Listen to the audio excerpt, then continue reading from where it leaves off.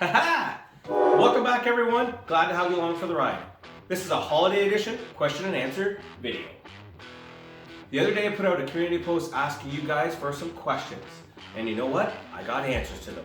If you're new here or you're not new here, you should notice that things are a little different where I'm making this video. So I'm out in my garage studio workshop setup, got some paint on the walls. Might be a little echoey. I'm trying out a different microphone, so we'll just see how it goes. Oh, before we get further on this video is sponsored by no one. It's sponsored by you people that have been out there watching my videos. If you like them, give them a thumbs up. And if you really want to be part of the community, don't be afraid to subscribe. All that jazz. You know what? I'm not really worried about numbers and subscribers. All I'm really worried about is making good videos that you guys like and want to keep watching. That's really what it's all about. All the other numbers seem to fall into place. Enough babbling about that. Let's get right into the questions and answers. Number one, New York Kush Monster says, what accessories or items do you take on every ride? Great question. When I go ride the ATV park, it's more of a local ride. I don't bring as much stuff with me on the machine, but I'll have stuff in my vehicle in the parking lot. It's not very far away if we need additional items. Now this is besides camera gear and batteries. Small tool kit, some zip ties, a knife, a folding saw, small first aid kit, towels or rags. One just to clean off the cameras and also for cleaning off your goggles, your face, your hands, whatever. For a little bit more of a remote ride, the other essential items that I always make sure that we have is a tire patch kit, a small air compressor, an expanded toolkit that's got a little bit more than just your standard stuff that comes with the machine, a power pack jump starter, also a fire starting kit is a must, and one of the little things that's always great is some toilet paper or baby wipes, because you never know.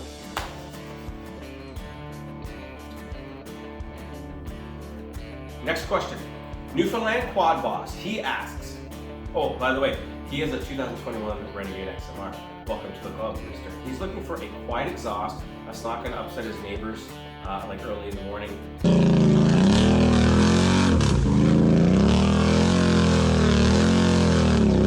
Also about exhaust and performance, like what's kind of going to give you the best of both worlds.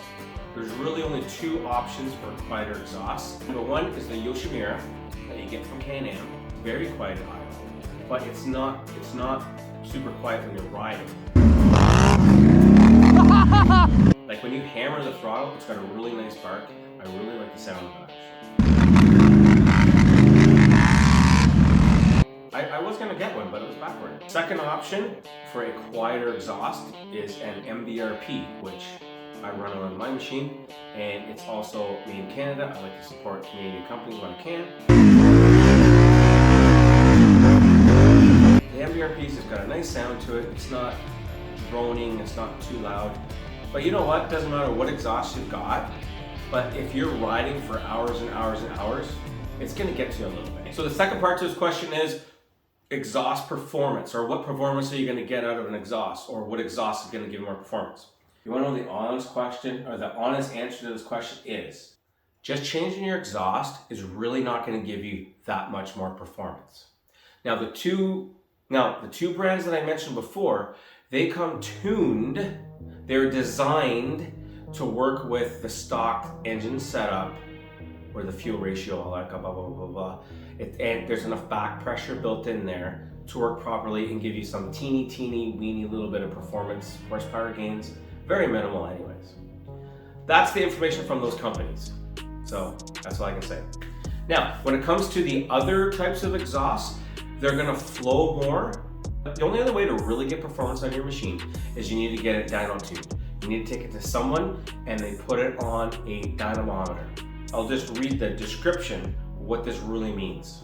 Make adjustments to your ATV's ignition, fuel, and air supply to achieve maximum horsepower and torque, while maintaining optimal fuel-air ratio. Exhaust alone is going to make very minor improvements other than noise. You get it set up properly, pay the money to do it, and you're going to get the optimum from whatever exhaust you put on there. And plus, if you go to the pros, they're going to know and they're going to get you set up right. Asking people questions on Facebook groups is probably not really going to be the best way to solve anything, for anything at all, really. Next question from Mudbrats Snowbrats. The question is Don as cool as Gary from Mudbrats?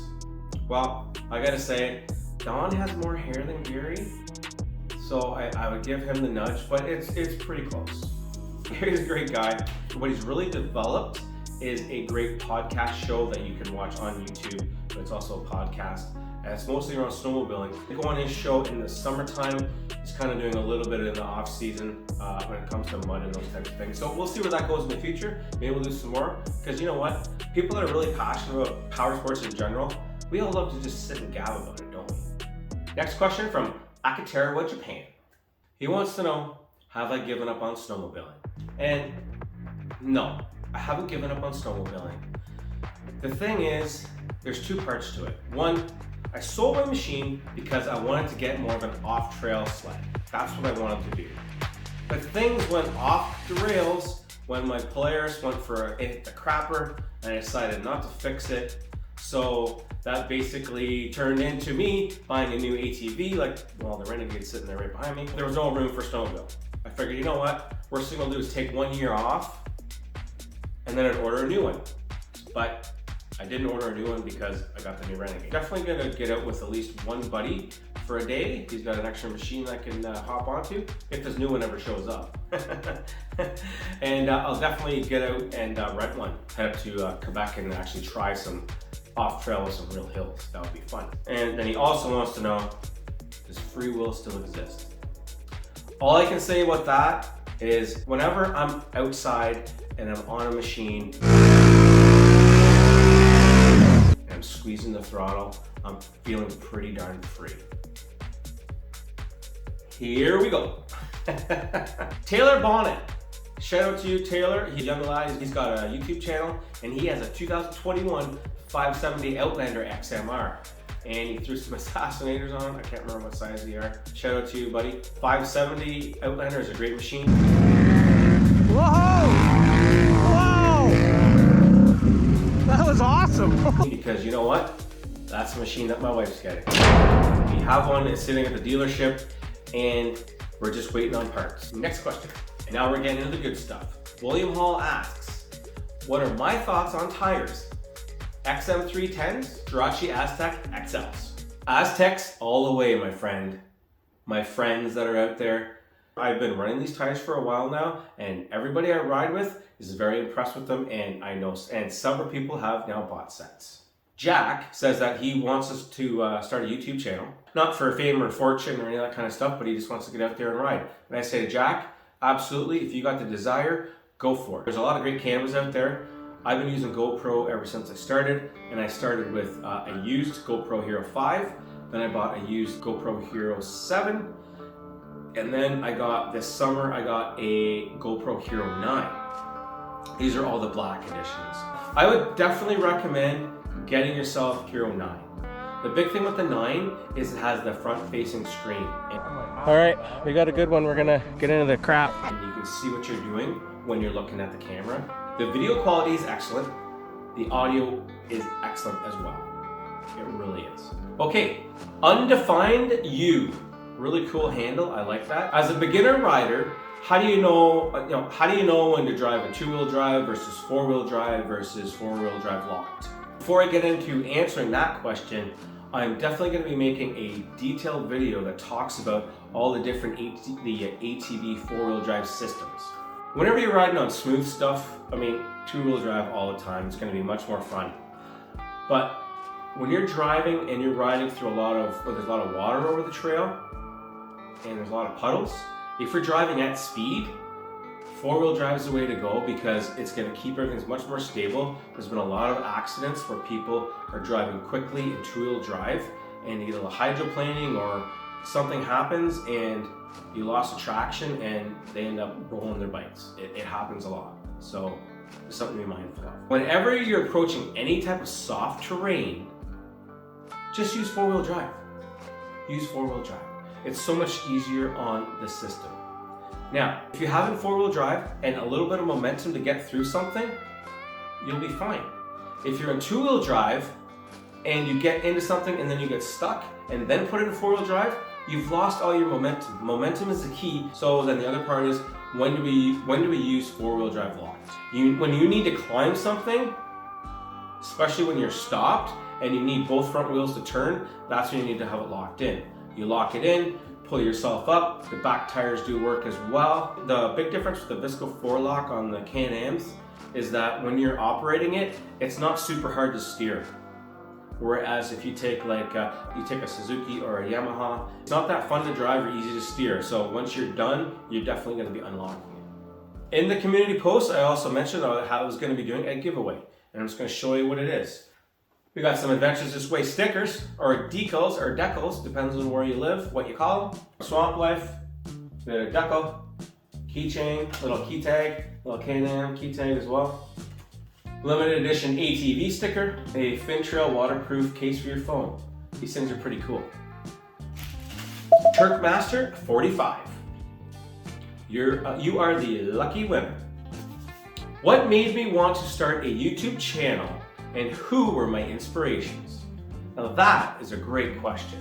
My first experience with YouTube, I was looking for information on working on and fixing up older snowmobiles. And that's how I discovered Power Mods and Louis Skibo.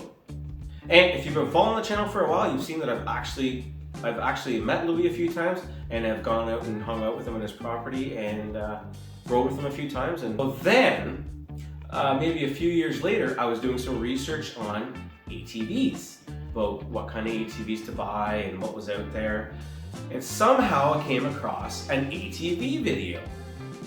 So I started watching some of Job's stuff. If you've been watching the channel for a while, you've seen that I've gone and I've met Job a few times, we've gone on the road a few times, or been on some same rides.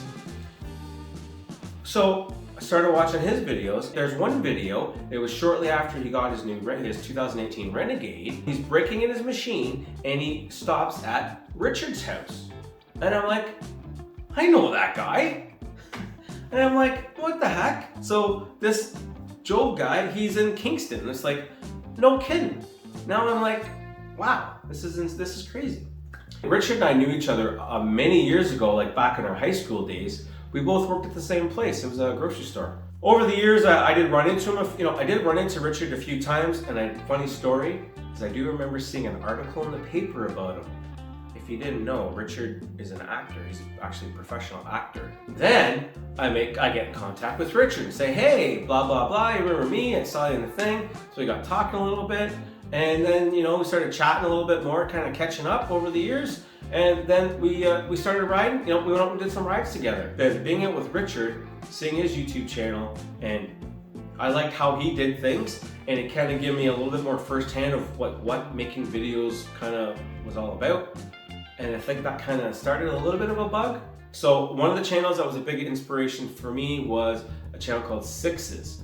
They focus around snowmobiling. They live out near the Calgary area. There's a whole crew of them that they generally ride in the Revelstoke area. The other channel that gave me some inspiration was Akitera Japan. Now I learned about his channel from watching a Power Mods video. Weird, eh? Weird how things just get so connected. So from watching his channel, I've learned how to make videos that have an impact on people, or that answer people's questions, or gives people information. But you don't always have to be serious about it. It can be fun and entertaining in a different way, and that's what I like about it. So that's where I got some of my inspirations from. Well, once I started making videos, I just knew that there was something about it that I loved. I've always loved movies. I love movies. I'm a big movie fan. Okay, I gotta wrap things up. I gotta go edit this thing, and I gotta get back to work on finishing the second coat of paint here in this garage. I appreciate each and every one of you that watch these videos. Thank you so much. I couldn't do it without you.